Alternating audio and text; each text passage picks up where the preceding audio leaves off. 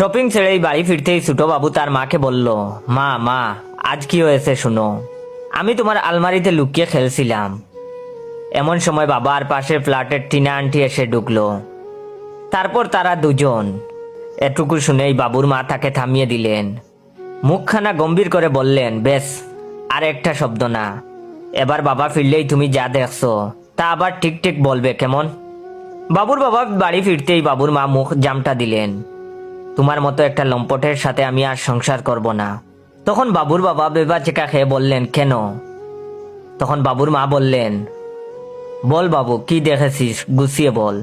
তখন বাবু বলল, আমি তোমার আলমারিতে লুকিয়ে খেলছিলাম। এমন সময় বাবা আর পাশের ফ্ল্যাটের টিনা আন্টি এসে ঢুকলো। তারপর তুমি আর আক্কাস আঙ্কেল গত পরশুদিন দুপুরে যা করছিলে, বাবা আর টিনা আন্টি তাই করতে লাগলো। এটা শুনে লে বাবা একদিকে পলাইছে আর তার মা আর একদিকে।